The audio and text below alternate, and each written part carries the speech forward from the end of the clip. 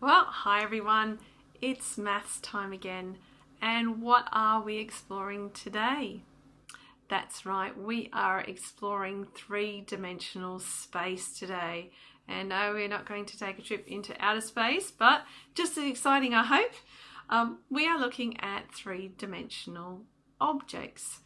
So, I want you to think about again what makes a three-dimensional object. Do you remember? Is it a line? No, it's not a line. A line is how many dimensions? That's right, one. It's one-dimensional. A line is one dimension. What about if I drew a square? What would that be? How many dimensions would a square be? That's right, it's two dimensions. It has height and width. That's right. So, is it something that you can touch? An object? That's right, it is. It's something that you can touch. If I had a peg, would that be three-dimensional? That's right, because it has height, width, and depth. The depth is very important when we're thinking about three dimensions.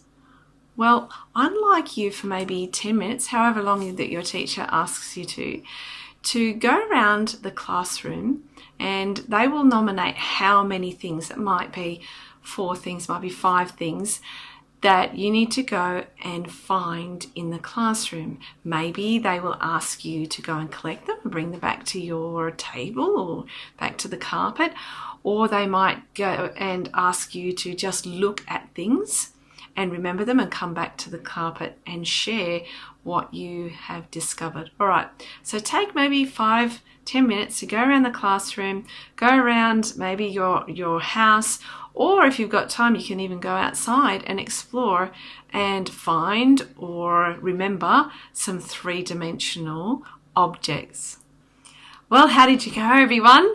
Did you find lots and lots of three-dimensional objects? I hope you did. I hope that you're getting the idea that if you can touch something, that it is three-dimensional. That if it's an image, something that is in 2 dimensions, it's two-dimensional. So it has to have depth, something that you can touch, an object to make it three-dimensional. Well, I'm going to show you some things now just to check if you've been paying attention and see if you can spot what might be the odd thing out. So remembering we are looking for three-dimensional objects. So have a look and see if you can see which do you think is the odd one out, which is not three-dimensional. Oh, I think you might have said, was it this one? No, it wasn't the peg.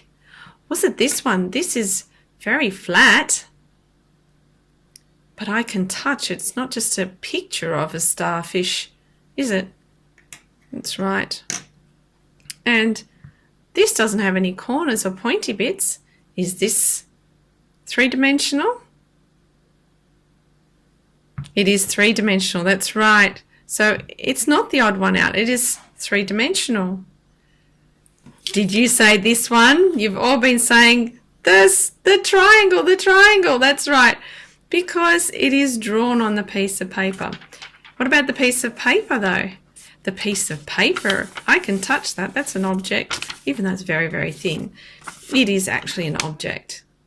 But the image, the triangle that I've drawn on here, that is actually two-dimensional. That's right, it's flat.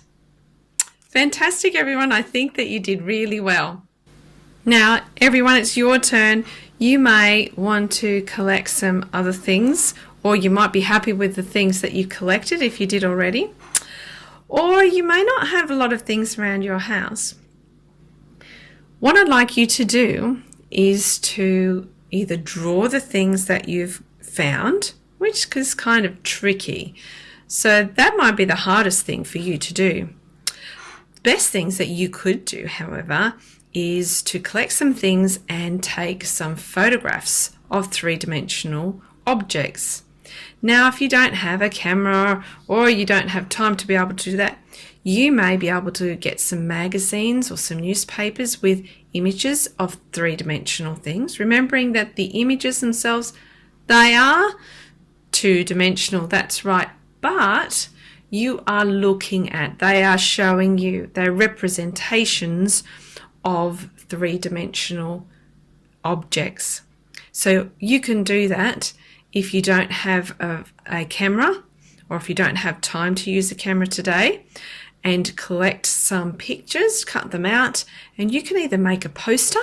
Remember to always make a heading if you've got a poster, or in your books, make a heading, three-dimensional objects, and then paste those images in.